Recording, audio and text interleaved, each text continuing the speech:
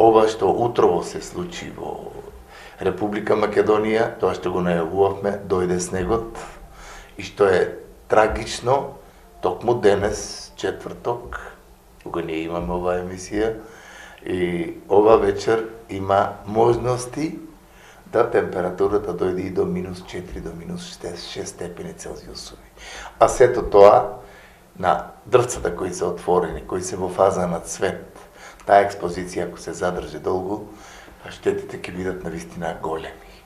И факт кој е вистинит е тоа дека оние климатски, глобални климатски промени се евидентни и штетни навистина по тоа земеделско производство. Но ние во овие едукативни емисии не случајно сега го збориме дека човекот сакал или не, мора да се прилагодува према времето.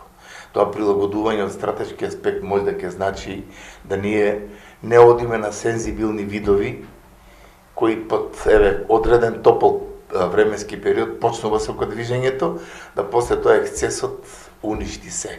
Бидејќи тука се работи за физиолошки процес, каде што температурата и влагата во оптимални услови тие почнуваат со сокодвижењето кај растението. А ноќта доаѓа до оние критични ниски температури, каде што водата ја менува агрегатната состојба и имаме штети.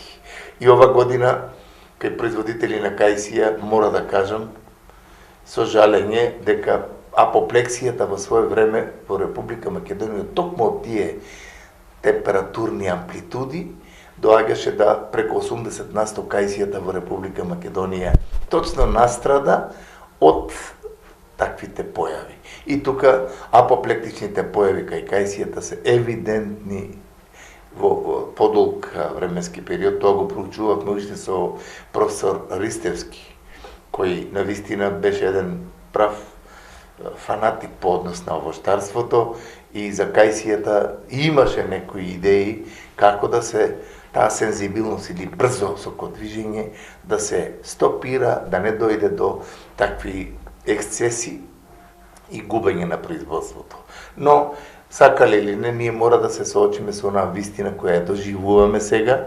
Мене ми е жал што онаа следливост која имам повеќе од 30-40 години со временските услови, порано беа сосема други условите и немаше така брзи, нагли температурни амплитуди,